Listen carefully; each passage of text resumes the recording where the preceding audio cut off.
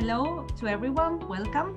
My name is Maite Mateo and I am the secretary from Arcove, and I am going to present the last and sixth interview of this special event we are doing with Maria Eugenia from Objetos con Vidrio, Argentina, for the International Year of Glass 2022. In this opportunity, we have the honor to talk with the artist and glazer Anika van der Merwe. Merwe, it's okay, the pronunciation? Perfect. That's fine. It's good enough. It's good enough. I'm happy with that. So welcome to both of you, Anika and Maria Eugenia. How are you doing today? Very well, thank you. I'm very well, thank you, Maite. Maite. Maite. Thank you very much for having me today. We are very pleased. So Anika grew up in South Africa with her family, and he studied fine arts at Port Elizabeth Technikon, where she participated in a stained glass course that determined his future as a stained glass artist. So she traveled to London to, let's say, professionalize his technique on painting stained glass, but she also had the opportunity to work in different workshops and have some knowledge about restoration and conservation on stained glass windows. On the year 2008, Anika returned to South Africa and she established her own workshop called Silver Stained Glass Studio, where she continued working and doing numerous works about stained glass window with her own designs that are very fantastic, we will see soon, and also some restoration and conservation work. So if everyone, it's okay, we will start now with the presentation so we can start to talk a little bit about Anika's work. I think it's working now. Yes, it's okay. There we go. You just cut out for a second there. That's all right, no problem. Right. Here you are. Okay, so everyone can see the presentation. That's amazing. So to start to know a little about you, Anika, we would like to know, where did you grow up and how is that your interest in for arts starts to grow, and then how you finally get in touch with glass? Well, I didn't get in touch. I didn't see any stained glass for quite some time until I was a bit older. I grew up in a little farm town in the Eastern Cape of South Africa, and there wasn't a lot of arts there. It was mostly sports and, you know, that kind of thing. Whereas my biggest interest was always painting. So even since I was a little girl, I was using anything I could use, from making mud pies. I used to go and draw pictures on the walls with mud pies, and the people used to get very angry with me because they couldn't get it off and it had to get repainted. So I did study art in school, and I did mostly painting. So that was a really good transition for me when I did finally start doing stained glass, because I already had a very good discipline in painting to begin with. And I went to go study fine arts after school. And during this time, originally, I was going to study graphic design. That was my plan in the beginning. And during our first year, we did a bunch of courses. We did some ceramics, we did some sculpture, we did fashion design, photography, and stained glass was one of the courses. And it was a department established by Hunter Nesbitt, which was also one of the only departments in Africa that was giving stained glass as an accredited course at the time. And I fell in love. I did my first little window, as we all did, blocks with just lead lines, and you soldered it up, and it had all these colors, and it looked like a little patchwork carpet. And I loved it so much that the next year I went and made it my major. So I graduated with stained glass as my major. So after that, I ended up trying to make a career in my hometown out of stained glass, but there was not much. So in South Africa, I can imagine it's difficult to develop as a glazer or as an artist in this field. There are not too many options. No, if I was getting one commission a year, I was lucky. At the time, I was painting wildlife paintings for tourists, the lions and leopards and elephants. So that was how I was paying my bills at the time, hoping for a commission to come in, maybe, as I said, once a year at most. Yeah, and so once you finish your studies and you were so in love with the stained glass, how did you continue? Where did you decide to do? Well, they would when I studied stained glass, there was no glass painting part of our studies, and my biggest aspiration was to do glass painting. And I tried within South Africa to find anyone that would teach me or take me on as an apprentice. But there was nothing here in South Africa available. And I decided to go and try in London. So I ended up, I think in 2005 around, I bought a ticket and I went overseas with £50 in my pocket. Not much. And I landed in London. It took about a month. But it wasn't impossible. It was a lot of work. I mean, I pulled up the yellow pages and I pulled up the numbers and the studios, and I went to go visit the studios one by one, because at this point I was determined. I was going to go into a studio. I was going to find the studio and someone will take me. They didn't have a choice. And I ended up visiting studios, calling studios, and eventually a studio did take me on. And it started small, 2-3 days a week, doing a lot of cementing work and doing all the grunt work, a lot of that. And by the end, when I left in 2008, I was working and painting and doing restorations for 4 different studios. Which studios? Where? In London. So there's stained glass studio in South Mims with Matthew Lloyd Winder that I worked with, who taught me most of what I know about, or taught me how to paint and how to work with the paints. I also worked with Celeste from Celestial Glass. I did some restorations for Mark from Leiden Light, as well as some restoration work for a few studios, Tembi and Penny, and there were other studios as well. So your biggest knowledge about painting was, as you were saying, in this workshop that was like your mentor, let's say, and you feel that that's the moment where you maybe develop more the painting technique, but I imagine that then you make also your own way, your own method, but this was like the moment or the place where you mostly were painting and learning about how stained glass painting works. Yes, I had no style then. I had no method or any way that I could say was my own style or technique yet. With my painting and my canvas painting, yes, but not so much with the stained glass. I used to work after hours. So when you're working within a studio, you have to do a lot of studio work, a lot of stained glass repairs, restorations, domestic glass.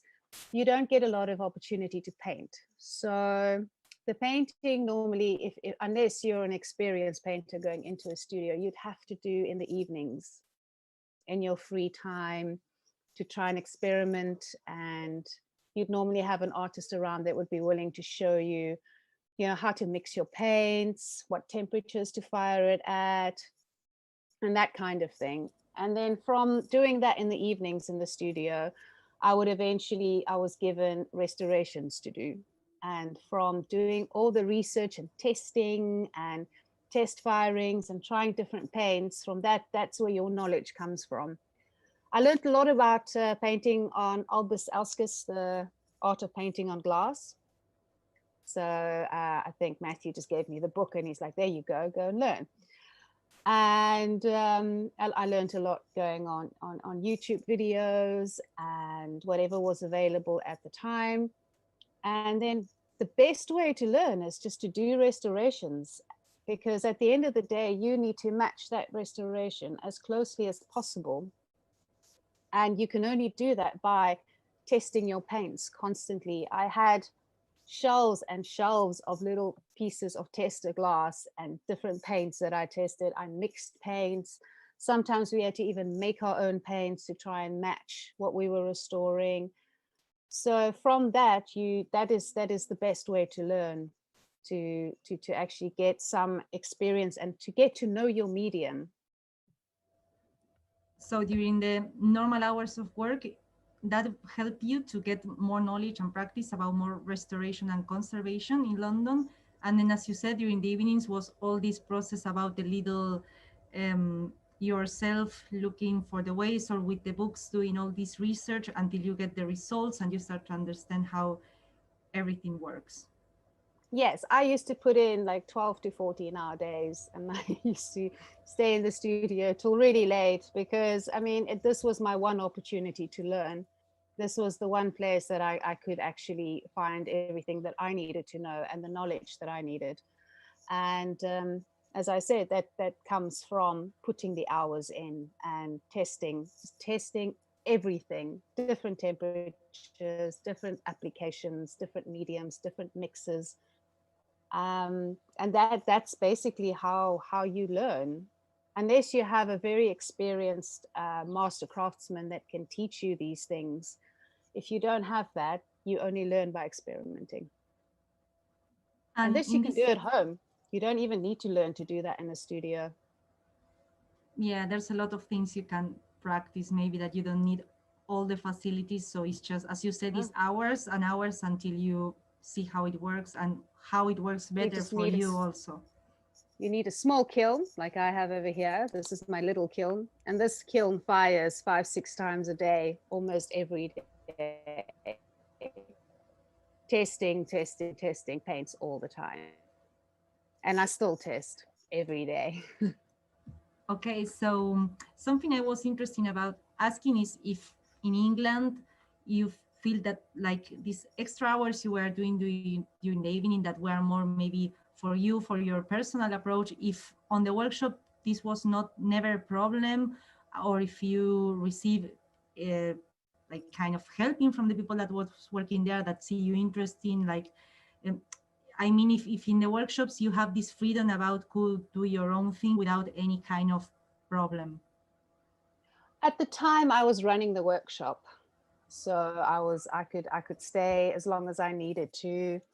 And the artist, the main artist, Matthew, would help me whenever he was in.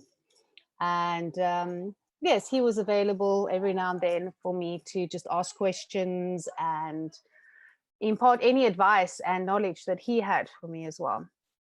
But mostly it was me running the studio also and putting in extra hours to learn the painting. But as I said, this was learning how to use the medium, but then eventually a lot of my learning came from the restorations that were given to me. Perfect. So after these years you were in London, in 2008, you decide to come back to South Africa and put your own workshop. And we are really interested about know how it was this for you, if it was difficult, if you get some support or some help for some organization to could do it, or you have to do everything on your own. How was all that? Well, I'll start off by saying that I didn't willingly come back to South Africa. I wanted to stay in the UK, but for South Africans, it's very hard to get visas and works visas to stay in the UK or even in Europe for that matter. And I tried really hard to stay. It was a big battle for many months, and eventually they wouldn't let me stay. So the difficulty started then already. When I returned to South Africa in 2008, there was no stained glass here. There were 1 or 2 studios, but it was mostly domestic work. There wasn't any painters that I knew of. And the suppliers would, we had a supplier, we still have the same supplier, and they would supply Spectrum mostly and Spectrum fusible. So there's no access here to flashed glass or St. Juice or Lambert's glass. And worst of all, there was no access to painting medium here. There was no brushes, there's no paints, there's no Rouge, there's no badges, there's nothing here in South Africa. And I think my first first step was to source these materials in South Africa. But I didn't have a studio to work for. So for the first 4 years, I became a sales manager, and I did sales. We sold electronic cigarettes, I think for 2008 and 9, which was very difficult because I was an artist and I'd never had to sell anything. So it was quite a big leap for me to learn how to sell myself and how to promote myself, which did help me today. So it's probably in a way a good thing that happened. And I was then moved into wanting to do my stained glass, and the sales work did not allow me to do stained glass and pursue a career in sales and management. So I decided to quit and do stained glass during the day and waitress and do bar work at night. So it was very hard to go from 3 years in London, where I was very successful and working as a stained glass artist full time, to becoming a waitress again and to do bar work again in my 30s after being a successful stained glass painter. But I didn't give up, and I had a dream, and I had to make it. I had to make it like real, and my dream was to have my own studio. And then eventually, I think in about 2012, I got my first kiln, which is why I said all you really need is a kiln to start experimenting and to start small jobs. And when I got my first kiln, I started bringing in paints from Leiden Light in London. We also happen to sell Prodesco paints, which is from Spain, the enamels and the colors. And I found a client called On Site Gallery, and they were importing furniture and windows from Argentina. And that's when everything changed for me.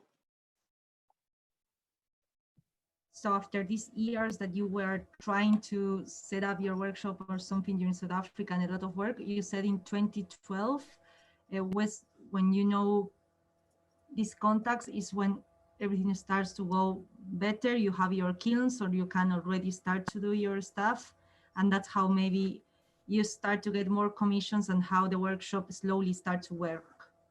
Yes.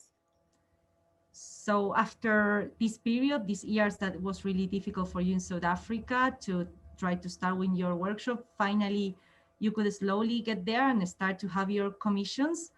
And now what we are seeing now is one of the works you did, that it was for an Asian restaurant that you are working for. So we would like you to tell us a little about how it was, this commission, and how it was for get the materials, the design. Well, actually, this wasn't even a commission at the time. I was working for an Asian restaurant, and they had these 2 front doors that had these 2 long panels in the middle. And like I said, I was doing stained glass during the day and then waitressing at night. And I thought that this would be a really nice opportunity for me to put my work in somewhere where a lot of people would see it, and something for me to work on. So it's a design that I did of my own. And it was a piece that I originally made for these Asian windows and Asian restaurants' doors. but it didn't go in there at the end of the day. So the restaurant got sold and I got to keep the piece. And that was also one of my first pieces that sold, one of my first fish that sold to a private collector. Amazing. So here we can see a little the process of the painting. In this case, you use enamels, or what kind of materials did you use to produce this window? For this one, I decided to use a variety of spectrum water glass as well as enamels. So the pieces at the top is actually float glass, normal clear float glass that I stained with blues and amber enamels to give it the grading from the bottom that was more the blues up into a more sunset at the top that would be on the water if you were to look under the water surface. The fish itself, you can also see it was a very light, I think at the time it was a flesh toned a bullseye fusible glass, the body, and then you'll see the lower part of the body, I think, was also an amber water glass, if I remember correctly. And then I also stained the bullseye with the amber enamels. Also, note at this point, bullseye does not take enamel very well. Yeah, now that you are mentioning the materials, so all these, the glass, all the painting, you were always buying all these on other countries, right? As you were saying, in South Africa, you couldn't buy it, so you had to always buy the material outside to good work. So what happened is, because we do have access to water glass and some fusible bullseye and spectrum glass. What happened is, because I don't have access to mouth blown glass or flashed glass, was I used to create my own colors with enamels. So what I would do is I would put a blue enamel down, which I would then etch away, and I would put an amber enamel behind it. So I would create the look of flash glass, but by using enamels on float glass. So I would say the fact that I didn't have access to these beautiful mouth-blown glass in South Africa is also what helped me push me out of my comfort zone into experimenting more, because I know what stained glass can look like, and I know what can be achieved, but I didn't have the materials or the means to achieve those certain effects. So I found different ways of doing it. It's amazing, but it's great how all the research you have to do and all the process in order to, as you said, I don't have this resource, but I can make myself something new could make it work as I imagine. I just can imagine you hours and hours doing this, and I think it's remarkable all the work you put on your passion, and I think it's something very important to say and to congratulate you, because not everyone does it, and I think the results you get and the quality of your work is amazing. So I think you did a great job, and you do an amazing job developing the painting technique. It's just beautiful. It's really beautiful. Thank you. Thank you very much. This one that we are watching now was also for this restaurant, was for the second door? Actually, no, the first one, like I said, the restaurant closed down, and Exactly. that ended up being my first fish. And then after that, like I said, that one got sold to a private collector. And I decided to do another window because I really, really enjoyed painting these fish, and I loved creating the movement and the colors. And I found that this subject matter allowed for me to play. And I wasn't doing it for anyone, I was literally doing it for myself. So there were no limitations. So then I did the second one, which is the first picture on the left. And I just played around. It's a collage of some images that I found on the internet, and I would just take bits and pieces of images and I really just put them together, and I drew up this fish. And it was mostly just the outlines. And from that point onward, I just started painting. I just had the outlines and I just put the paint down and let the paint do what it wanted to do.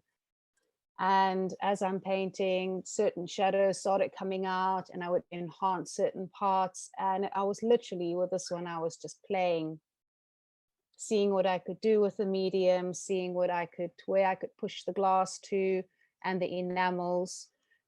There's very little information for stained glass artists out there on enamels. And if you start doing research, there's very, very little to absolutely no information. I mean, you can do your traces, you can research your shades, there's lots of information on Richet, but when you come to enamels, you hit a block because there's very little people who use them. Yeah, it's true that is something that, as you said, is work a lot on your own until you realize how it works. And about this piece, what can you tell us about that? That's my son. Oh, Yes. beautiful. Yeah, I wanted to do a portrait because I wasn't doing I was doing church restorations, but as an artist, to keep your hand in and to keep practicing, if you don't do it for a long time, your hand goes out. So I was doing a lot of portraits of people I know and paintings in my free time, just to kind of, keep fresh and to keep my hand in. And that was one of those pieces. And in this case, you have an uncolor glass, and all the color or the details we see is all work with painting always, right? Yes, the center part with the portrait is float glass again, and the rest is mostly spectrum glass. And at this point, I was also using mostly enamels, very little silver stain, because I didn't have access to silver stain at the time.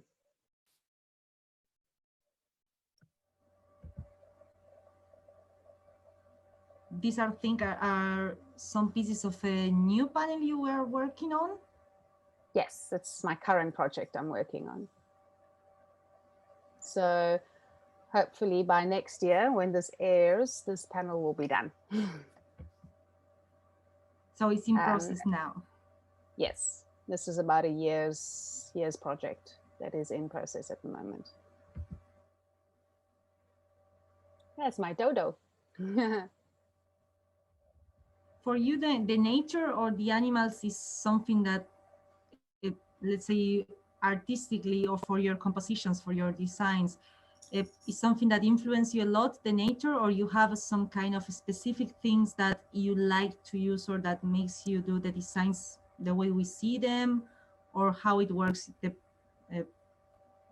say the design process? Oh, hello there. Inspiration. Yeah, so I was just about to say, there you go. I don't think that there's a very specific influence there at all. Like I said, with the fish, it was more about the movement and the shading and what I could do with all of that in glass. I love creating movement in glass because a lot of people see glass as something that is static and still, and that's something that goes into a church or that is religious.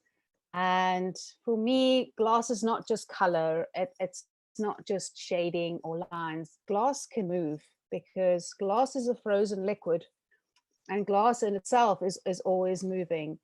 And to me, glass is in a state of liquid that needs to be illustrated as such. And that's what I try and do with my painting as well. I try and follow the movement of glass, and I try and bring that out in whatever my subject matter is, whether it be a fish or a person or a dodo,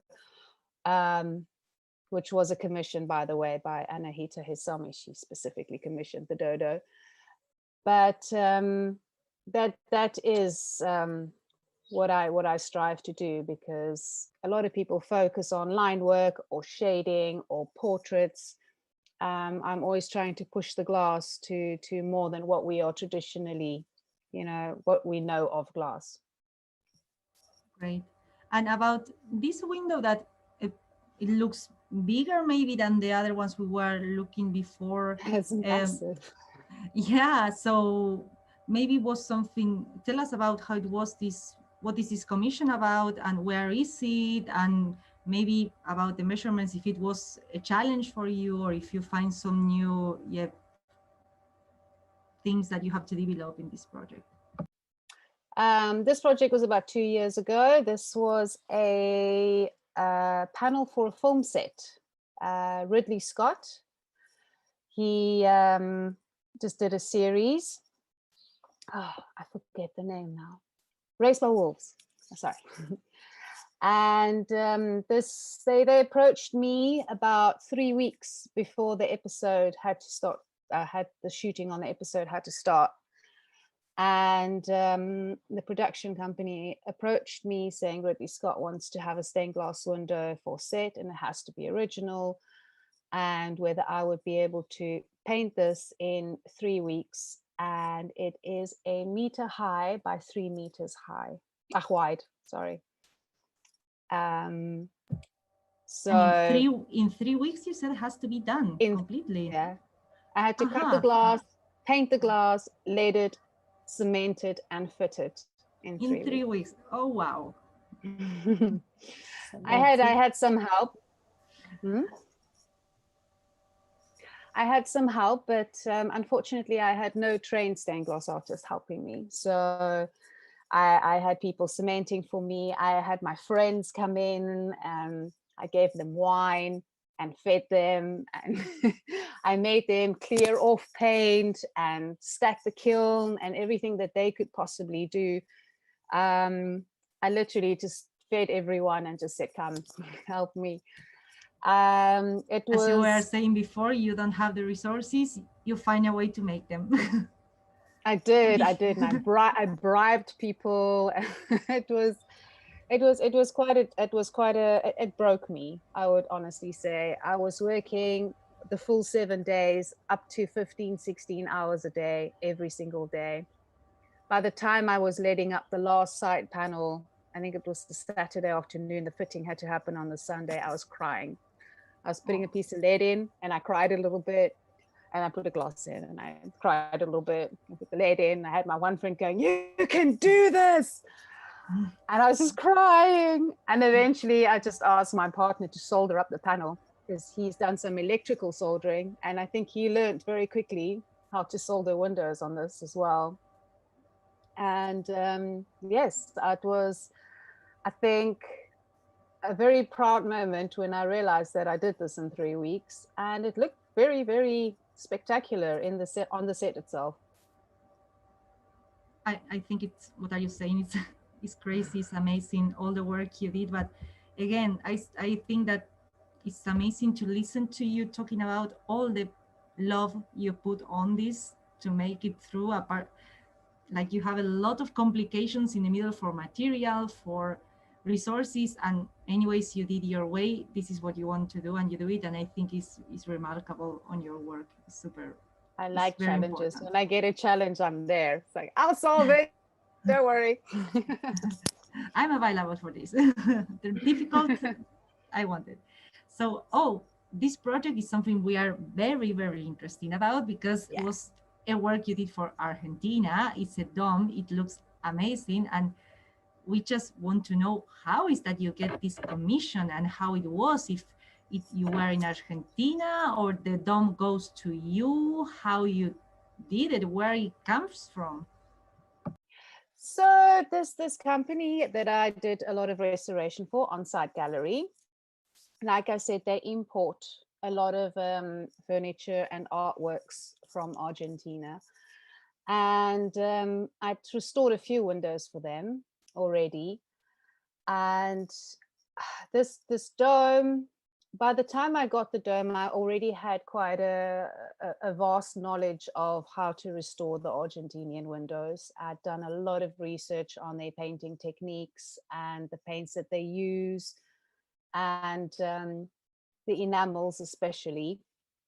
The Argentinian windows do use a lot of enamel because they don't use a lot of color glass. It's mostly a clear textured glass with a lot of pattern work and enameling on them. And then the one day they called me up and they had this massive warehouse. They're like, look, we have a piece here that needs restoration, but we think you need to come and have a look. And I arrived there and this dome was lying there in its panels all mixed up, and the panels had fallen apart. And then and it was just laid out on the floor. And I looked at it and I said, well, what am I looking at? And they said, no, it's a dome. Here's the frame. And I said, oh my God. And then they gave me this big box of separate pieces that had fallen out the dome. And they said, well, here's the box of pieces that we got with the dome. And I just looked at it and I said, well, what do you want me to do with this? And they're like, you need to fix it. I was like, okay, I'm sure I'll try. And I think it took me quite some time to put it together, just to see how everything fitted together. And yeah, that's pretty much how I got it. But from doing this dome, I probably did about 5 months worth of research before I even started with repairing this. The amount of supports that you need to put into a piece that is horizontal, or that's going to be hanging down, how the structured supports worked, where the weights are, where it pushes down. And then I also needed to take in consideration that the South African sun is a lot hotter and the lead perishes much quicker because it softens from the heat. So I had to put in extra supports.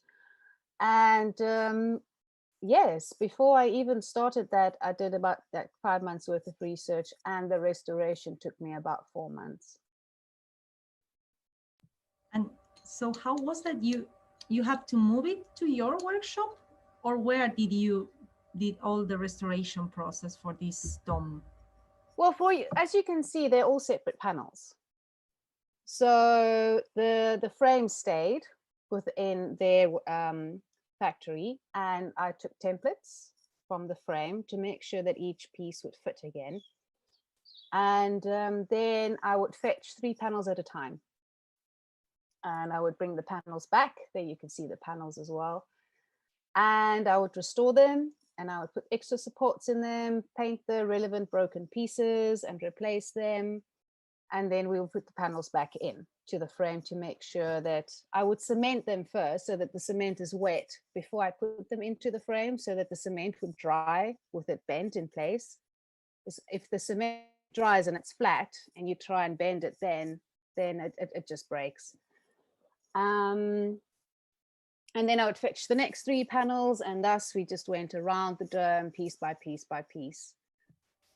So you receive the panel, you do all the process you need to do to the panel, and then this panel comes back where the frame is, you install it, and then you carry on with the other panels, right? Bit by bit, yes. Then the panel got moved. It got bought by private residents in Cape Town, and they had to cut the frame with an angle grinder to get it in, and then re-weld it. But they didn't tell me this. So when you cut steel, you lose millimeters. And then when you re-weld it together, it comes together smaller than it was originally. So a lot of the panels didn't fit anymore. So last year I had to do a full restoration on it again, and had to resize the panels, which was an absolute nightmare. But eventually it came together fine. Okay. So this panel was a Argentinian window as well that was imported to South Africa, and it was one of the very first panels from Argentina that I restored, probably I think in 2012. I restored all the lead work, and then some broken painted pieces, and then the 2 side panels actually is I had to manufacture those. I had to reproduce those to make the window bigger. This here, there you see the panels on the sides. So those are just reproductions that I added on the sides because the window itself wasn't big enough for the space. And you were mentioning before at the beginning about this particular, about the Argentinian windows, that they use a lot of enamels and color glass. You think that maybe thinking about this period, maybe it was also because there was not other resources like color glass in Argentina, that particularly they work more with enamels? I thought about that, and it was something that did cross my mind. But they do use a lot of colored glass in their borders. So they must have access to glass for the borders. So it's not that they don't have access at all, but maybe they have limited access. But I believe that these are from the Buxadero studio in Argentina. And from what I've seen, a lot of their work, there is a lot of colored glass involved in the borders, but very, very little within the art piece itself. So maybe that particularly they develop more the painting, and it's something specific about this workshop or the way they do the I think designs. it was their signature style. Exactly. Because you can recognize an Argentinian Buxadero window from a mile away. If you know what they look like and how they get painted, they are very unique. Oh, there you can see. They're very unique windows and a very unique painting style that nobody else really does. That's very good to know. We have these little treasures in Argentina. For all the fans that are watching this interview now, go and They are visit beautiful windows. Visit some buildings and take a look to the stained glass windows that we have. People all over the world are in love with these Argentinian windows, and people try and collect them. I have seen many artists on Instagram and social media restoring them. So there's a lot of them that has left Argentina, and they are literally all over the world.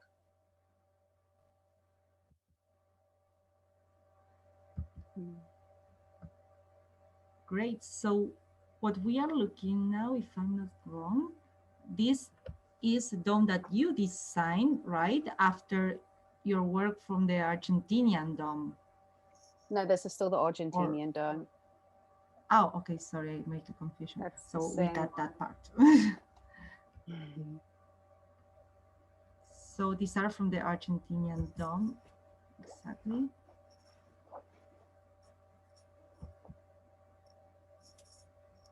This is some other restoration commissions that you get? This is also from On-Site Gallery. Those are all the pieces from Argentina that I've been storing over the years. This was a Mayor of Munich window in South Africa. So not only do we get Argentinian domes, South Africa does have a lot of beautiful glass that was also imported late 1800s, early 1900s for the churches that they were building here. And they were mostly Mayor of Munich. And that's what these are as well. So I've done a lot of restoration on some mayors all over South Africa.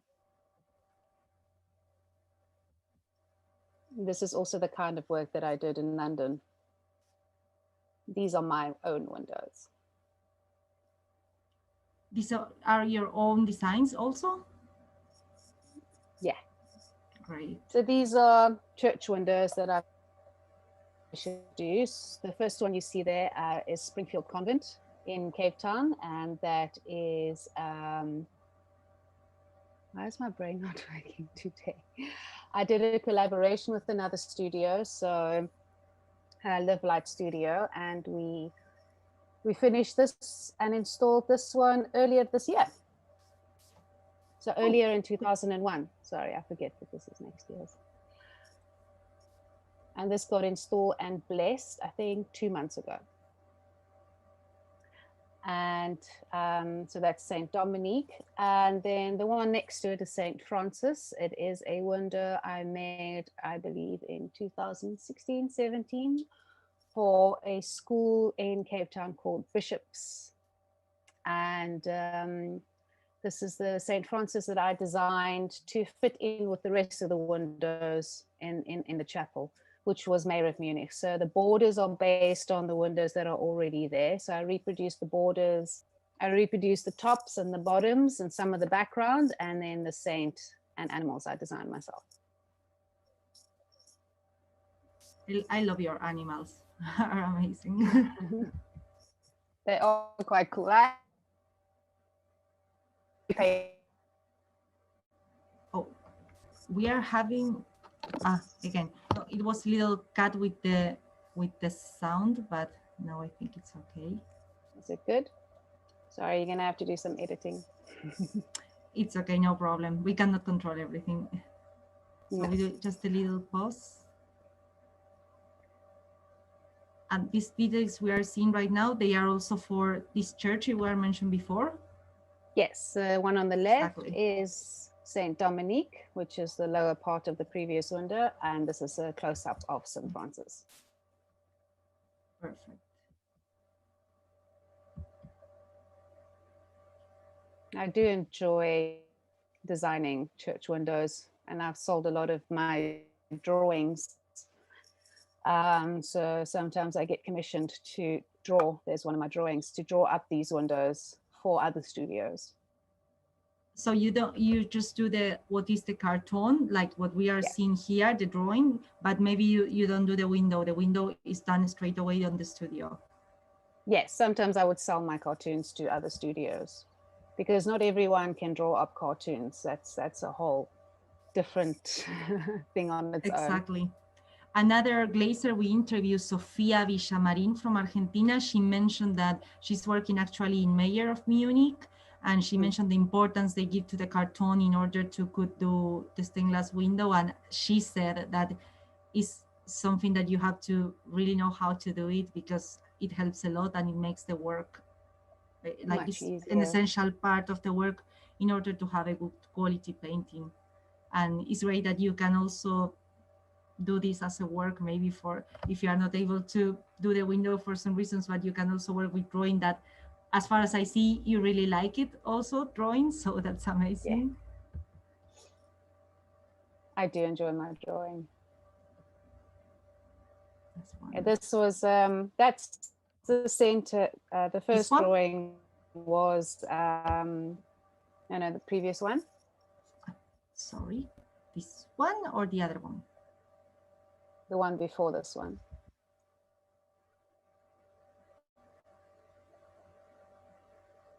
This? No. Yeah, here we go. That one. That is the center I lined for my dome that I've just finished. My own personal dome. You'll see there's a lot of influence of the Argentinian windows in there. And the middle circle is based on one of the panels you saw before. That was an Argentinian restoration. The circle around it is also based on another Argentinian design. And then the outer border of the roses is my own work. So I did use a lot of the Argentinian windows influence when designing this dome. So the one next to it is the, No, it just I found very interesting how Argentina have a place on your on your artistic work. It's really cool. The style really fits in with my style. My style is very, very similar. And having done all the restorations, I feel very comfortable with the because all the Buxadero style match how I draw and how I paint as well. So it's very similar. So it was a very easy thing for me. So these drawings that we are watching now, one is about the cartoon for this church you mentioned, and on the left, this drawing is for another project. Yes, this was a drawing as well for a dome that has not gone ahead now. So that was another dome presentation. I might still make it. After Argentina, your fascination for domes start to grow. Yes, I'm on my 4th dome now. Oh, wow, Cool. Then you tell us more about your own domes. We want to know that. But something we want to ask you is to, as you were mentioned, the difficulties about material or some challenges that I think in other countries or in other workshops people don't think about. What other things are a little difficult for you at the hour about make a panel, or what kind of problems you have sometimes, or some things you have to care about that maybe in other workshops is not something usual, or how you do it? Well, I would say we do encounter in South Africa specifically quite a shortage of materials, which we've spoken about. Sometimes I would have to slump my own glass for restorations because of the lack of a variety of glass that we have here. You can't just pop to a shop and go get yourself sea glass or mouth blown glass. So a lot of the time, if I'm doing a restoration, I would make an imprint and a mold, and then I would slump my own glass to make it look like the originals. But these things all depend on the fact that we have load sheds in South Africa. And these are power cuts that we experience because of the lack of electricity, or not enough electricity to support the entire country. And sometimes we would have 2.5 hours of power cuts 2 to 3 times a day. That happens quite often. And then sometimes we'd have no power cuts for quite some time. Sorry, can you hear my cat? I have a lot of animals, I'm sorry. It's the inspiration, it's Right. totally fine. It's wonderful. Come on, stop meowing. No. I know, he's very upset. He wants to go inside the house, but I locked everything up. So sometimes you'd be in the middle of a firing and you'd be an hour in and the power would get completely cut. And it would be a 2-hour firing, and then you would have to sit there and hope that you're not doing slumping or fusing because it's dead. If you're doing painting, you'd have to wait for the power to come back on and restart your firing all the time. You start your firing from the beginning. So you got to be aware all the time of when these power cuts are going to happen. When there's no electricity, you can't work on the light box. So sometimes I wax up sheets of glass and I have to put all my glass and then work with natural light, which is sometimes better than working on a light box.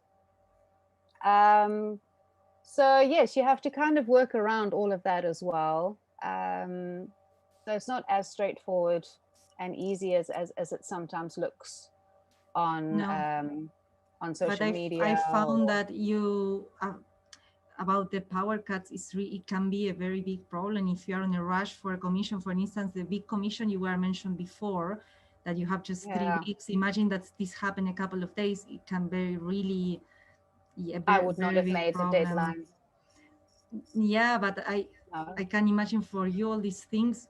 Like, I just found really incredible how you go through this and you always find for a solution. You have a plan B or something. Like, I think it's not so easy for everyone to imagine all the things, all these obstacles. Like, for an instance, workshops in Europe or in other places maybe don't have all this situation. In Europe, it's very easy to get the material, or if it's a big workshop, I suppose this problem with the power is not so big, so they don't have to worry about. And all these little things made each work like, more and more like effort, and put a lot of organization and a lot of planning on it, and it's not so easy at all.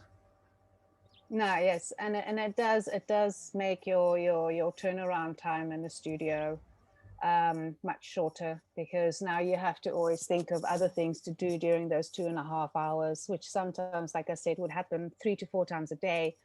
So if you have a 2.5 hour power cut twice within your working hours, that's 5 hours of studio time that you have to fill with something else to at least keep production going. Exactly. Yeah, not easy. And tell us a little about this picture we are seeing now, about this project.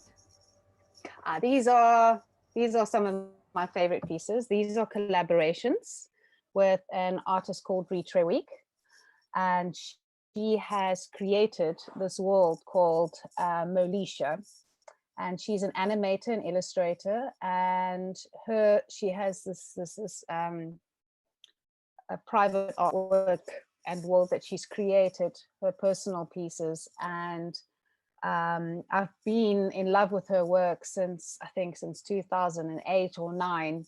And I met her about 2 years ago, and I was like, oh, it's you.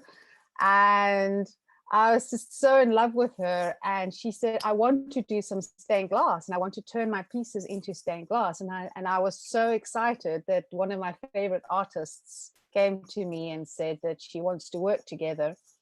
So we've been creating these stained glass windows that goes into her apartment in the center of town, which she has converted into this, it's almost like a museum for this world that she's created.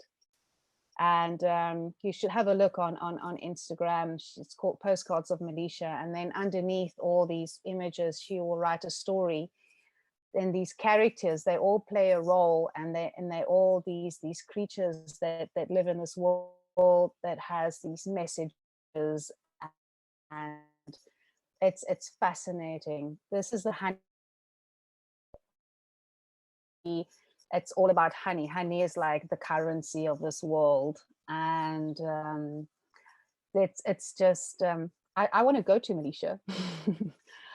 And so yes, we've been creating these pieces for her home, which is just the most beautiful place to go visit.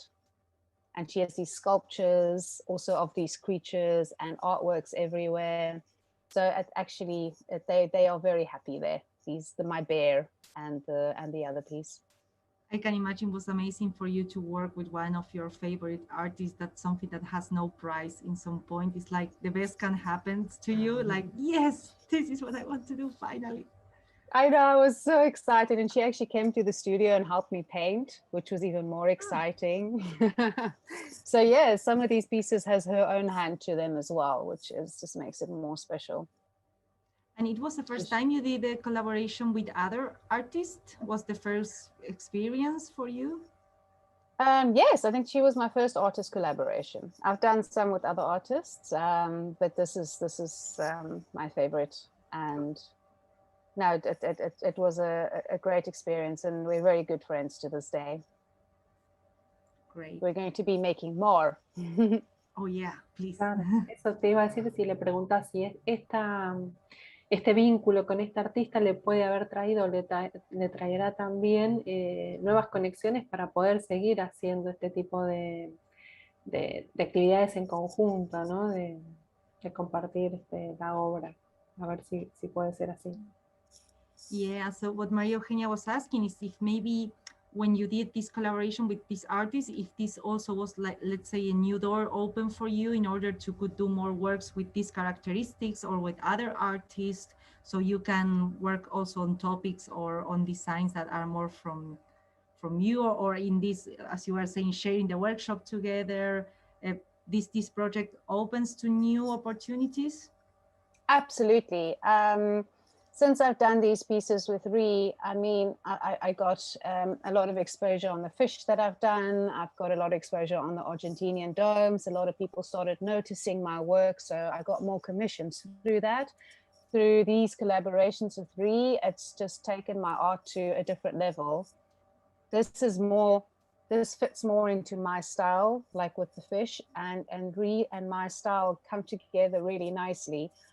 And it is just illustrated to people what I can do, but not only what I can do, is what glass can do.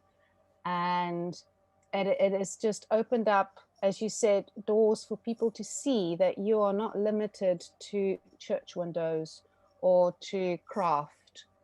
It opens up a whole new world of stained glass can be fantasy, stained glass can be illustrative, stained glass can be fine art, stained glass can be anything you want it really. And her art just it translates so beautifully into stained glass that people have to notice and people have to see. And I think it surprises a lot of people in the sense of they didn't know you can do that with stained glass. And Exactly. from this, I've had some really nice commissions, and people wanting more of this kind of art. So I've been things that I can't share currently, more private pieces or pieces that is currently in production that I can't share at the moment. But from this, there's been a lot of commissions from private residences, from private collectors, and people wanting more of this kind of stained glass because it's something different. Yeah, exactly. And as you were saying, stained glass can be much more, not just something to cover, let's say, a hole in an architectonical space. Or glass also is art and can be much more and can communicate a lot.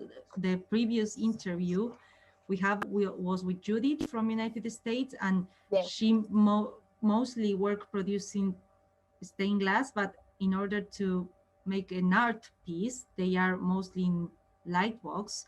They are not thinking for a building, for an architectonic space. And also his work, her work, as we can see in this case on yours, I think, has a lot of narrative content, or as you say, a lot of her imagination. What she wants to say and show is on the glass, and is so personal and is artistic and is so unique. And as yours is also is totally different because it's your style, it's your language, is what it comes from your design, from your ideas.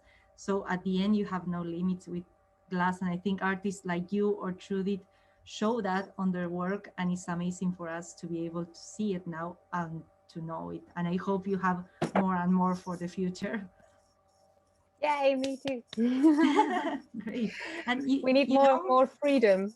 In this case, what I want to ask, sorry that I interrupt you, because you were mentioned the difficulty about get stained glass there in South Africa, but I see the clothes of the bear. That's it's glass or is silver stain that you use to do that color?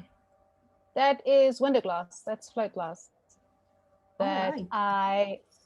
I whitewashed it with some white matting paint from Rocher, and then I traced and painted it. I slumped it a bit before just to give it some texture so that it's not just flat. And that you see there, the yellows is Protesco amber enamels. It's all enamels. Wow, it's just the color is amazing. It's really powerful, and it's not so easy to get the power of silver stain, but this panel is beautiful. It's amazing. Thank you.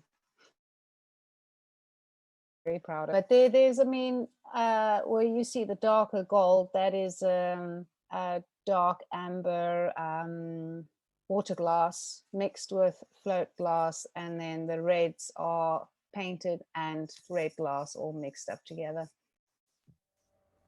There's my dome. Yeah.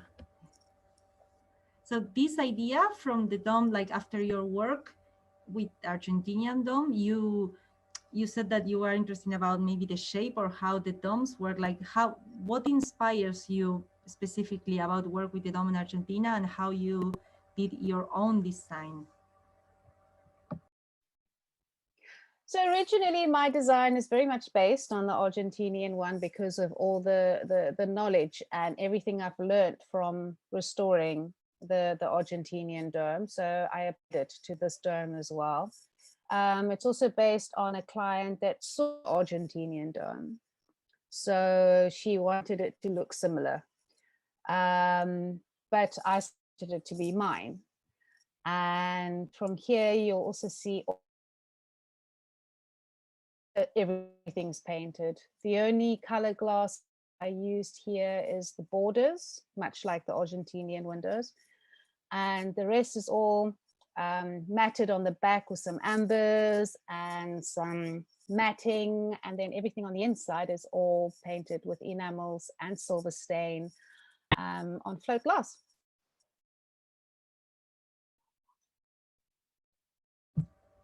And how long takes you to do your own dome? How much were you working on this commission? I worked on it, I'd say if I'd had to put all the hours together that spread over 2 years to make this, it will probably be about 6 to 8 months worth of work. But because I had other jobs in between, so it was spread out over a time period of 2 years. But there was a lot of testing that I had to do as well, because like I said, the South African weather, you can even see on the left there, there's some rust happening on the frame. And there was some, you know, some of the paint would become powdery because I'm very close to the sea. You'll see that the lead there has started oxidizing and started becoming white because of the sea air. I live literally 1 kilometer or 2 kilometers away from the beach.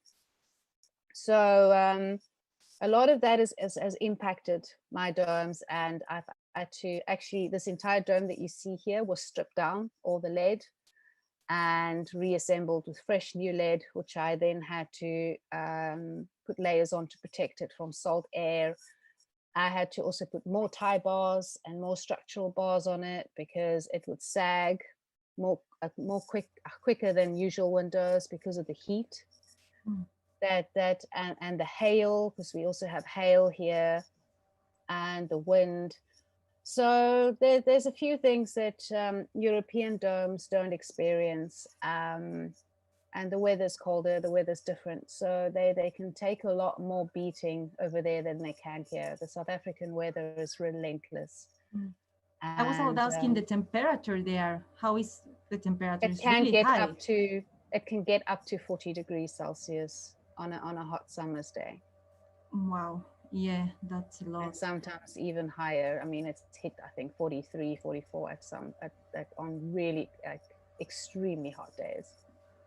I can imagine, but it's really interesting. All you are saying that all the carefuls you have to have, or this about the ocean, I find very interesting because, as you said, in Europe or in other places that you don't even think about, and all these things you have to take care of in order to do in stained glass with these dimensions, and in this case with this particular shape, right? Because it's not just let's say a traditional window, it's all a challenge. Is really, I see all your work and all the things you say about all the things you have to think, and it's amazing. You are great.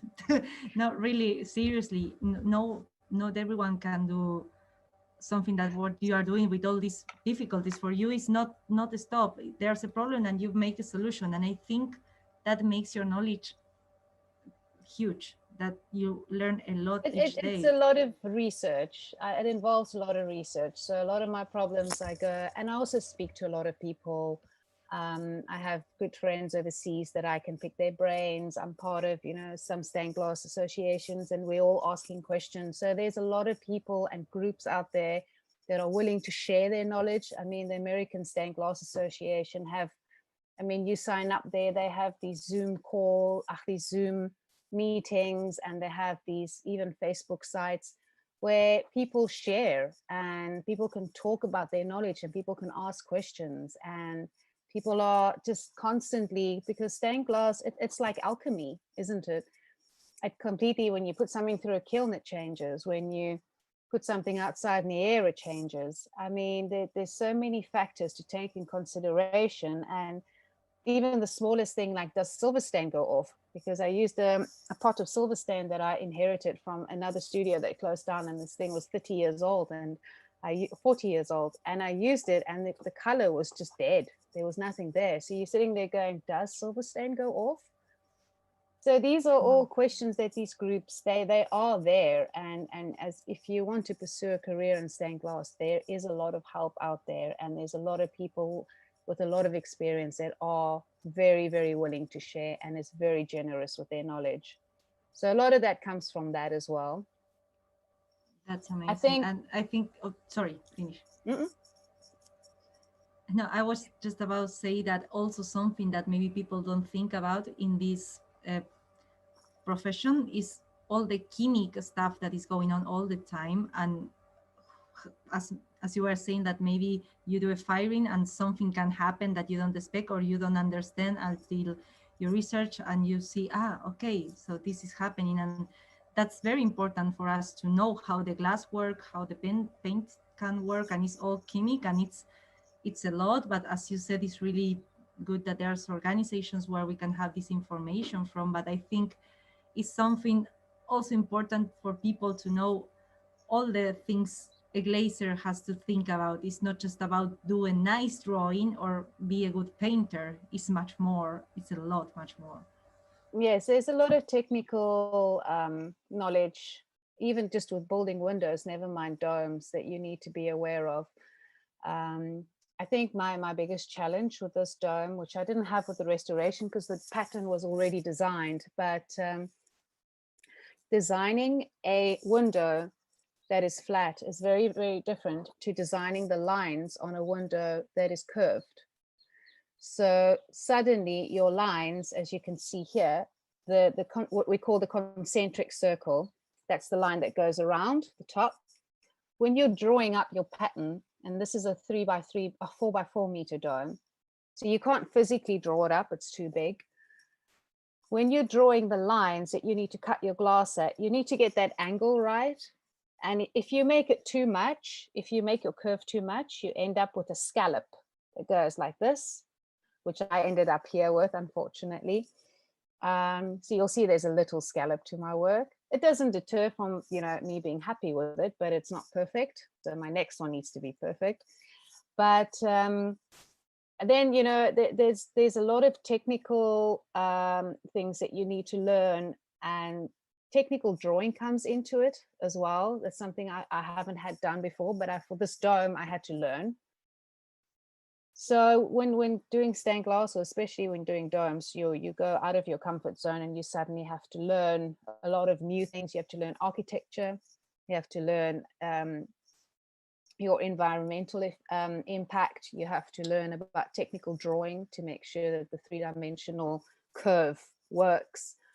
And, you know, and engineering. You have to know a bit of engineering. So I learned a bit of that too.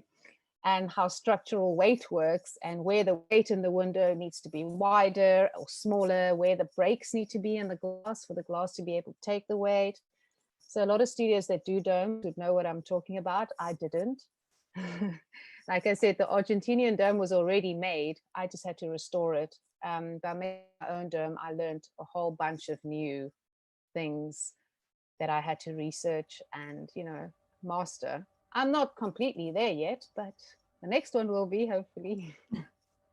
But I think it's great to see how each experience just make you get more knowledge, and as you said, right, like you see what things you should improve for the next one or change in order to make it the way you imagine. And at the end, it's about that. I think this profession is a lot about practicing, and on your work we can see the hours, the testing, the looking for the resources. All that work is what at the end makes the quality of the work and makes you able, I think what is amazing is that makes you able to can do any project, a real project, and that's great. Thank you.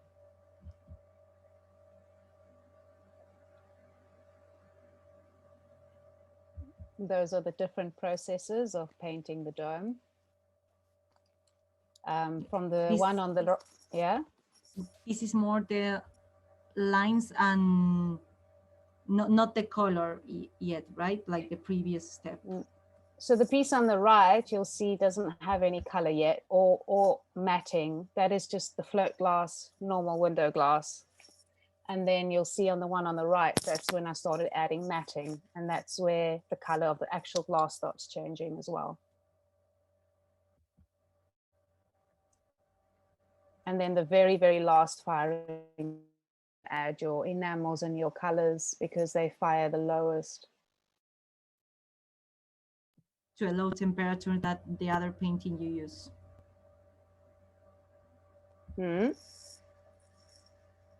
That you were mentioning that the last thing you do is the enamels and the colors because the fire temperature is lower than the other one you used before for the mats and the lines.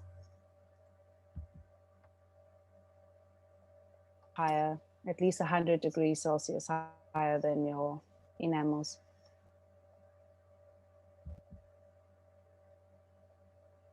The details are amazing. You can see all the little, each line, each mat, everything there is beautiful. This is also part of, you can see there's a bit of testing happening there. So what I do is I take my enamels and I paint them over a piece of clear glass, and I'd fire that, and I would take those little samples and I would place them onto the artwork itself before I think I can, you mean this one, right? This piece that you put on, yes, that piece there. Yeah. So I do that a lot. So I would fire pieces and I would place it over my painting to see what would happen if I would put that color there. And it's a very good way to see what it's going to look like without having to fire it, and then it looks awful and then you have to restart again. Exactly.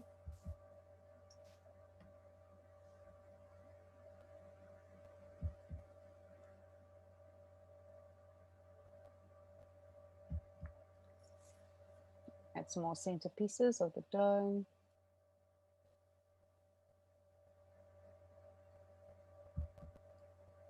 Oh, these are more details about the bear. The honey bear.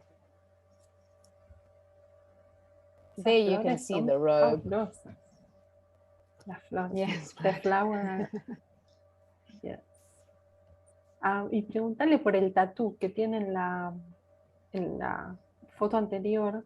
This one. Sí, que es el tatú. Maria Eugenia is asking if this tattoo you have on your right arm that we can see in this picture, and I think there was another one where it's, no, it's better in this one. If it has some meaning or something to do with glass. It is a ruler. It does. It's a ruler itself. All right. There you go. It's a ruler. Great. It's 20 centimeters to scale, and my husband keeps stealing my measuring tape, which is normally in my car. So sometimes when I get on site and I need to quote on a job and I need to measure up, but just to get an idea, I would go and I'd use my arm. Practical. It's very practical. I know. I got very frustrated. I was like, fine, I'll just get it tattooed on me. You see if you can take that one. Now you have a ruler forever. Well, I get teased a lot. They say that it changes over age. So I'm like, as you get older. So I'm like, I don't think it would age that much. But then I'll just take in consideration how much more I need to add if it does. I'm also a fan of tattoos, and everyone always says, oh, but it will change a lot. And it's like, I don't mind. I like them. I want them. Yeah. It's part of who you are now. So if it changes, nothing is as good as a change. Your tattoo changes with you. Yeah, exactly. Do you have any tattoo that has some kind of meaning or something related to glass? For curious. No, my tattoos are more personal. They're quite decorative. So much like my work, I like to put flowers and decorations on everything that I see. Everything needs to be made pretty. So, so my tattoos are all very pretty as well, but they do have some meaning, not particularly relating to stained glass. Oh. So here we have the last pictures, mostly of your more personal work. This is the one that is still in process, right? You said that it will be finished. Yes. Soon, we hope. Okay, cool. Wait, so I will stop to share screen now. I think, okay, great. Now we are, it's amazing all the work Wonderful. you have done. Work. Sí. A mí me gustaría que le preguntes, ya que en Sudáfrica son pocos, ¿cuántos son y si están nucleados entre ellos? A ver si se colaboran de alguna manera. ¿Una asociación o alguna comunidad de vidrieras? Sí, o un contacto como para colaborarse, ¿no? Perfecto. Yeah, what Maria Eugenia was saying is that's interesting to know, as you were saying, in South Africa, it's not many people that works with the stained glass. If you know exactly how many people works on this field, And if you are in contact with them, or maybe it's like a little community or group that you are in touch, or you know each other. Yes, we actually did. Unfortunately, COVID has shut down a lot of the studios. Hold on, the internet's going. Okay, I'm back.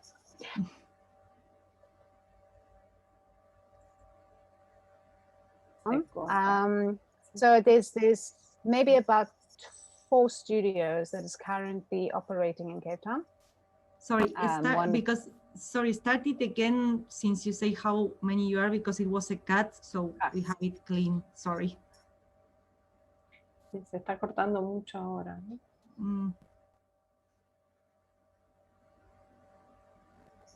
Shall I start from the beginning? Yes, yeah, please. To say how many you are or how it works exactly.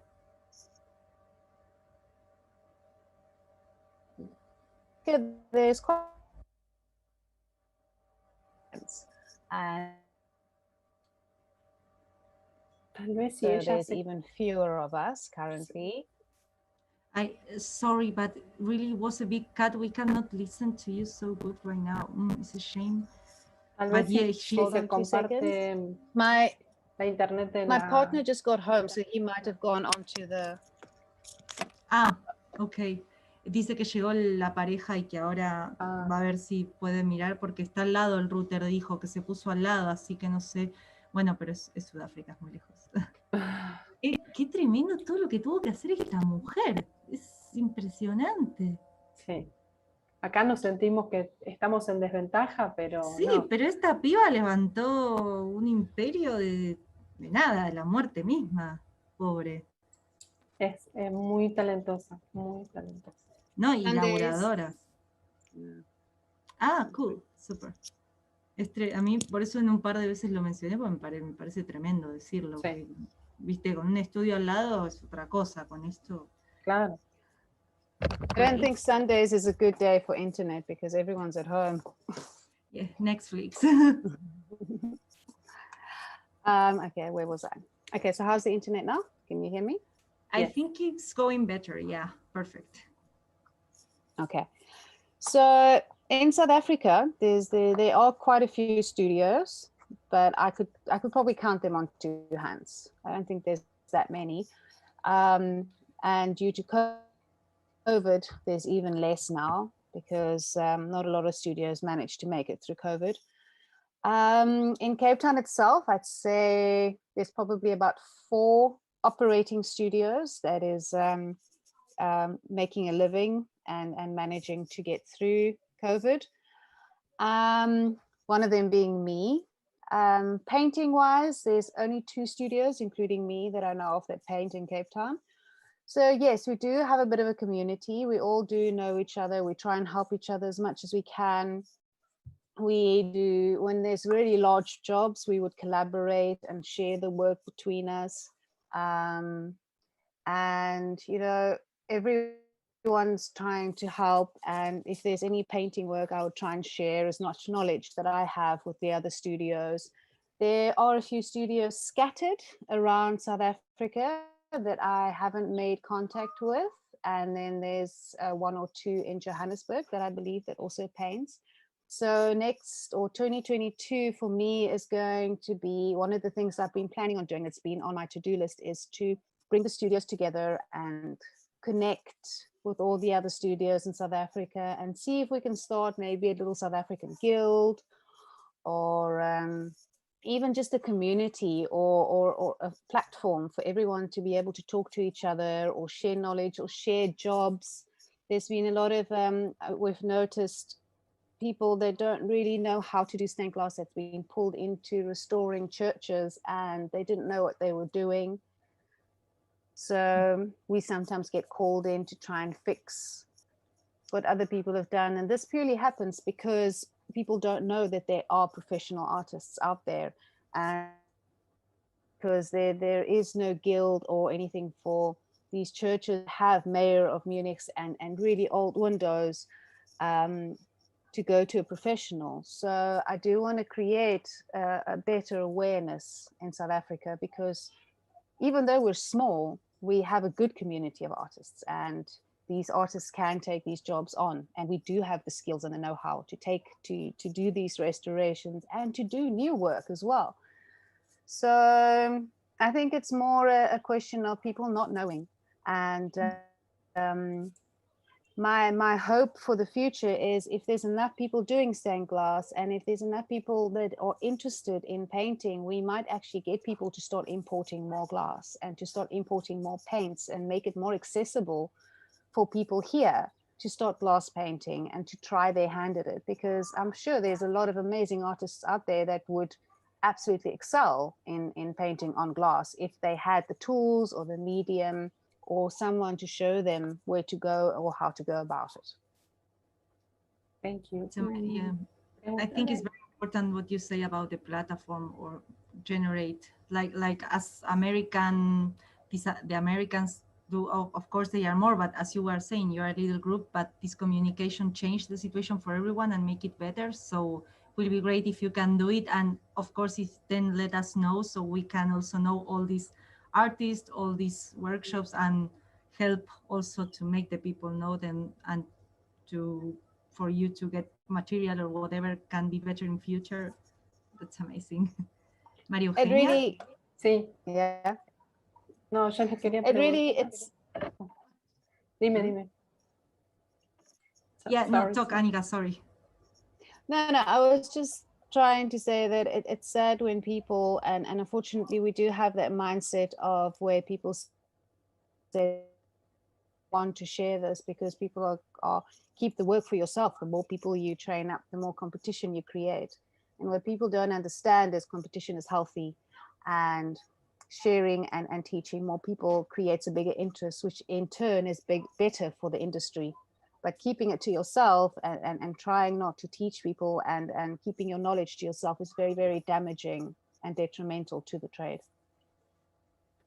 Yo le quería preguntar qué dificultades y qué beneficios le trajo estos 2 años que hubo de pandemia, 2021 y 2020, estando ahí con su trabajo. Sí, bueno, eso, ¿cómo los vivió? Yeah, so Maria Eugenia says, how was for you the last 2 years with the pandemic, 2020 and 2021, if it was for you, because as you are saying already, it's very difficult to work on this field in South Africa. So with the pandemic, how was it? Was worse for you? Was a new challenge, or you could keep your work? How it was it?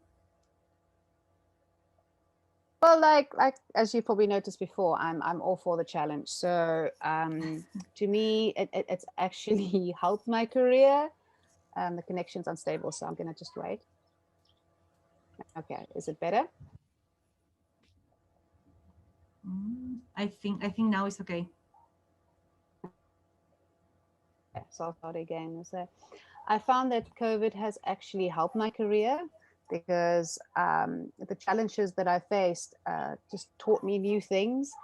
But not only that, I've been able to get more international work through the the collaborations that I've done and through the domes that I've done. So I've been able to get larger commissions that take a year. So I actually have been I've noticed that there's a lot of sitting at home, and a lot of people want to do things that they didn't think about before. So if you're sitting at home and you look at this window for so long, people are now sitting at home and they're renovating, and the amount of moment is insane. All this time to renovate their homes, and domestic stained glass I've had in the past 2 years is more than I've ever had before. The problem is the other studios is trying to keep up with the demand as our supply has run low, because we can't get glass into South Africa. Our last shipment has taken up to 1.5 years and it still hasn't landed. So I've been fortunate enough to do glass painting. So I've been able to change my product for the client. So I can offer something new and different for the client that wants a stained glass window, whereas another studio that doesn't have access to glass or lead can't. So adapting I've been able to paint colors, I've been able to, as you see with the Argentinian windows, they're so simple because it's blocks of clear glass, and all you need to do is paint a few beautiful flowers or some drapery on it or a ribbon, and people love it. Whereas other studios, they can't do that. So they are more limited to the product that they can offer, or the windows or art that they can offer their clients. Exactly. For you, you can use a normal uncolored glass, but as you are saying, with the painting, you maybe can open your possibilities to much more. But if you don't paint and you need this specific glass with this color, as you said, or you wait, or it's difficult to find a solution. Yes, a lot of studios have encountered those problems, unfortunately. But it's good for, I mean, it's bad for them, but it's good that for you in the pandemic at the end was kind of positive in some aspect, because for all the difficulties you were mentioned before, it's kind of easy to imagine during the pandemic, this woman with all this situation. It has to be super difficult, but it's really good that you could have a lot of work and continue doing your thing. And as I said before, I hope you continue doing more and more during this year and next ones. Thank you very much. Yo le quiero preguntar una cosa, si ella quisiera o siente que sería importante que enseñe lo que sabe, si así colaboraría a crear ahí, ¿no?, una nueva comunidad de artistas. Totalmente. Yeah, what Maria Eugenia is saying is actually very important. Like, do you think you would like to teach what you know about painting, or you would like to do a course or go to some institution to provide this knowledge you have to future generations or students that are interested in stained glass? Do you think it's a possibility? Yes, absolutely. I mean, I have been asked by quite a few people if I would be willing to teach. Currently, I have so much work that I need to get to that teaching is a bit too much to take on right now. But it is definitely something that I want to, when, you know, work slows down a bit, I would take on or offer, or maybe as I get older and I want to, you know, not work as hard as I'm working right now. That is definitely something I would want to do. I'm always looking for apprentices. I'm always happy to take them on. Unfortunately, most of the people asking to apprentice with me is abroad. So it's a bit difficult for them to come here. So yes, I'm always open to offering apprenticeship. For intern, I would, you know, teach, and then in turn I would get labor. So I'm always, like, you know, offering people to help me and I'll teach them. It's just always, the problem with that is people don't understand that stained glass isn't as glorified as you might see it. It's a lot of hard work and it's a lot of dirty work. It's a lot of physical labor that is involved with stained glass. It's not about sitting at home or at a bench and painting pretty pictures. Before you even get to hold a paintbrush, you need to know how to cut glass, you need to know how to lead a window, you need to know how to cement a window. Painting glass is but the last part of your journey of learning about stained glass.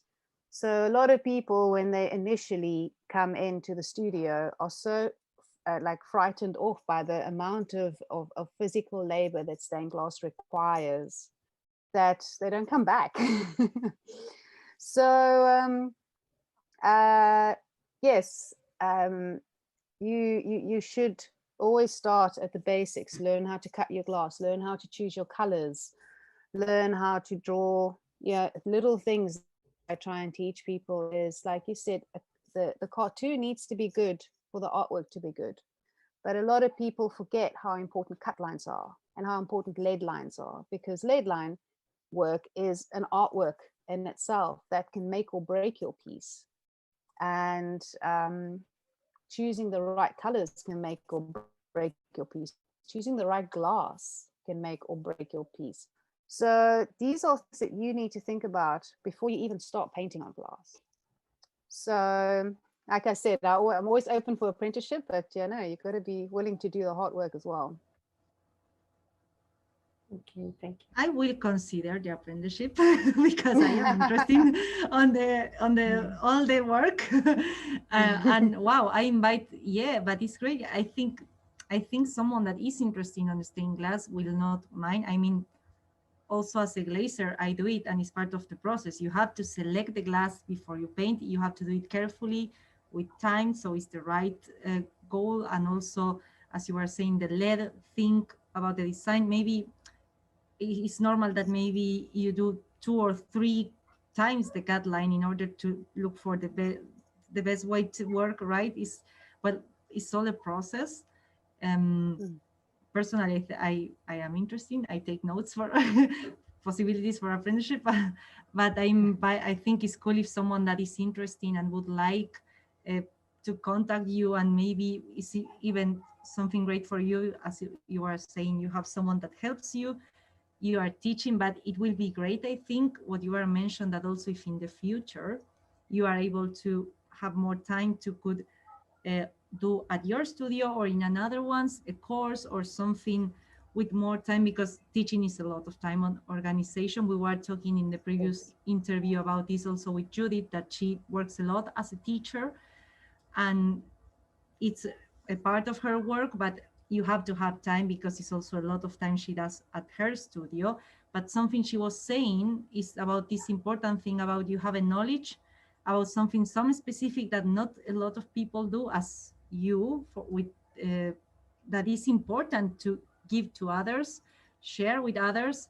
And so that people have also that knowledge in order to create new things, to develop maybe in the future new techniques. And it's something crucial, I think, right now for us, the future stained glass professional generation, and even younger people, to know all this and to learn from people like you or Judith or the other peoples we were interviewing. Castrillo, he works a lot as a teacher as well. And I think at the end, these people will give us the tools we need for the future, that is learn how to love the material and how to work on it in order to create what can look impossible, but is possible.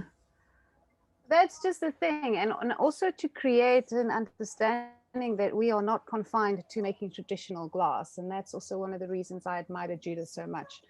Her work, there's nothing traditional about her work. Her work is mind-blowingly appropriate to our time, and so taking the medium to levels that nobody's ever seen before. And I remember I used to look at her work going, how does she do this? I used to try and figure it out. And then when I finally figured out how she does it, I was like, I never in a million years would have thought to do it like that. But if you think about it, it actually makes sense. But it is such an incredibly intricate process that she's created, and it just makes people think out the box. It's like, well, if she could think of that, what else can we do with glass, and what else can we create? And it's not just her. There's so many artists at the moment creating the most amazing things with glass that we didn't even think was possible. And that is what I love about discovering new artists constantly. I'm like, oh, wow, what did she do? How did she do that? Or, oh, wow, what did this person do? Or how did they make that glass? And it's so exciting if you just go out there and you look and you find these artists and you see what they're doing, and you sort of shake the world and go, can you see what's happening here? This is amazing. And I feel like stained glass is in its growing stage. It's still a baby in the world right now, and it is going to grow into a medium that people do. Stained glass is not just decorative, and it's not just an expression of art which people are now starting to wake up to, but it's also functional. And that makes it a piece of art that is completely different to anything else. It's more like ceramics, where you can have a beautiful piece of art and it becomes functional. And it's also a master craftsmanship where you can actually make a living because you have a tradesmanship whereas the other arts, you don't really have that. So you have something that allows you artistic freedom, it is functional, and you can make a living from it. And how many art forms do we know that can give you all three of those things in one? I think it's a great reflection. What are you saying right now? This aspect about the functional thing, that was something that for me in the career was very interesting, how, as you say, it can be a piece of art that is very beautiful, but also you are able to give it a use for something. And also not just for a window, a stained glass panel can be more than a window. Like if we take it out of the context of windows or architectonic sites, you can build something with glass for another thing or for another use, and it can work perfectly. And I think that's something very interesting to explore right now, that we have another maybe possibilities or techniques or things, or as you said, we see people like Judith or like you also, or we interview also to Castrillo, that he also developed a technique that was not used before and it was really important, and he's one of the most important glaziers in Spain. And it's like, okay, if this was possible, if these people made this possible, for sure we can do more and more. And I think, and I think it's really also important what you say about, you see something and you get this curiosity and go through this and investigate, because there's a lot of information, and you learn about the glass, looking for this artist, going through the technique, how they do it, where they do it, with what materials, and all this at the end just open a wonderful world and open new chances for the future. And that's very important. I agree. To finish, something we always are asking to all the glaciers we were interviewed during this special event for the International Year of Glass in 2022 is, you mentioned some things already, but with Maria Eugenia, we were thinking that something important to listen from you and the other glaciers we were interviewing is, how do you see the stained glass in the future, or for the future generations? This connection we were talking a little bit about, that how to bring this knowledge and the importance of bringing, and how to do it, because as you were saying, a lot of people maybe it's not so interested, but how can we do to bring this knowledge and to make the stained glass window continue as a profession on the future? Well, personally, I think we're already doing it. I think we're already taking stained glass to a different level than what it was before. People are already noticing that stained glasses are not just confined to a traditional art form. People are already seeing that, you know, in Tom Fruin with his water tanks in America. I'm not sure if you've seen those. He does these skyline water tanks, which is these blocks of color. Things like that, that's made quite a big, that has created quite a big interest in stained glass where people didn't have it before. So artists doing things like that, that is also in the landscape, and making people aware that, you know, stained glass doesn't have to be in a church. It can be something that is a random water tank in the city. I think it's just, we need to keep on doing what we're doing. And I think people in the past, you would only learn stained glass from a master if you're apprenticing and painting. I think that has been very detrimental to our craft. I think people need to share the knowledge and make people aware that they can do stained glass and painting. It really isn't that difficult. Once you realize how to paint a trace line and how to fire it and how to apply color or how to fire it, you don't even have to use enamels. Really, you only need silver stain. And from that alone, I mean, how difficult is it to learn those basic techniques?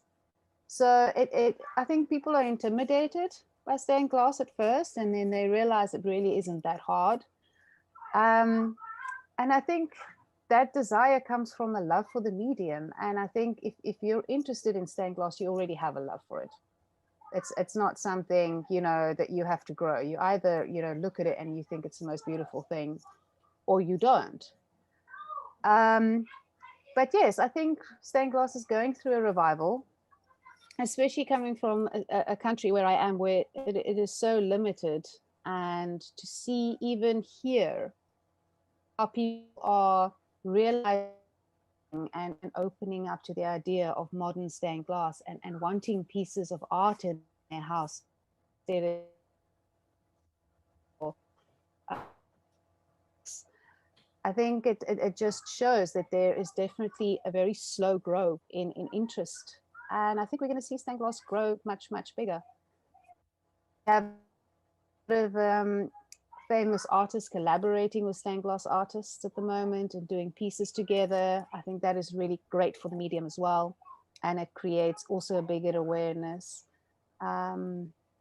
Yes, I think we're getting there. Great. I like your attitude. Yes. Go for it. Thank you.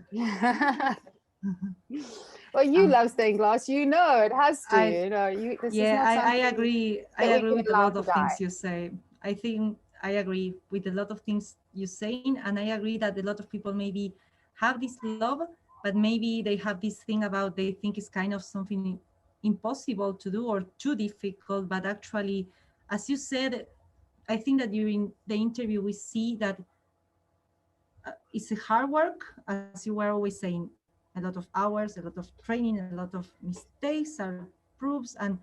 But at the end, if you love it as you do, I mean, what you did, what you are doing now, it's amazing. And it's about love something, go for it. And I don't know, for an instance, if you see something you're interested in, look for information, contact a person you think has the knowledge, or you can ask something. I learned that at the end, you can even, you have the resources, you have the people, and it's always better to ask, to go for it, to lose that fear, and things just happen, and it's amazing. Yeah, it is. It's not as hard as you make it, as people think it is. It is actually, I have never worked a day in my life is how I live my life. What I do is not work. So I get to live art and I get to live my glass. So, and I have my beautiful studio that I wake up to in the mornings. I'm in there, my pajamas in the mornings, and I come out of there in the evenings with my glass of wine. I spend a lot of time in there, not because I work, but because I love it there and I love what I do. And my son comes in there and irritates me and draws whilst I work. And I try and limit that as much as possible. Of course, he's got his own little corner that's lead free and all of those things that people need to be aware of.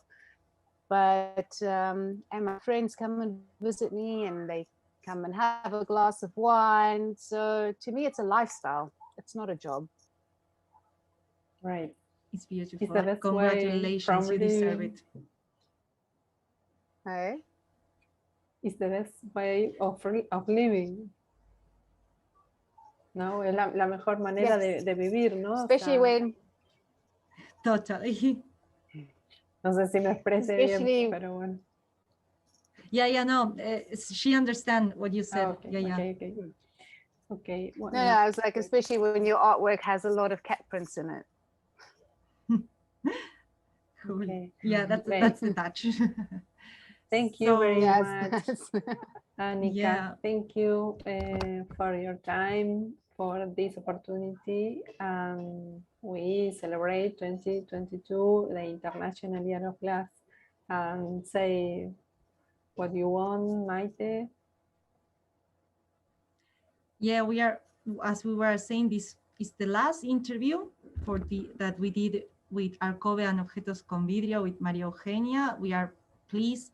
And just for let you know, if you are watching this interview now, all the other ones are available on the YouTube channel of Objetos con Vidrio and Arcove. You will see all the people we are interviewing, the contact, all the information. Please, if you have any questions, you can contact us. We are happy to share everything and to show you more about these amazing glazers and artists. And we hope you really enjoy these interviews. We did a lot. We hope you also did, Anika. We are super happy to have you today and finish these interviews with you.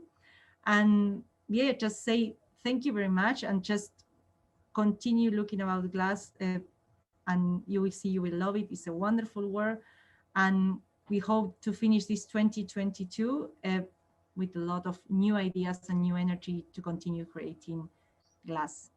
Thank you to everyone. Yeah, thank you. Bye. Bye. Thank you, Anika. Bye. Bye, bye.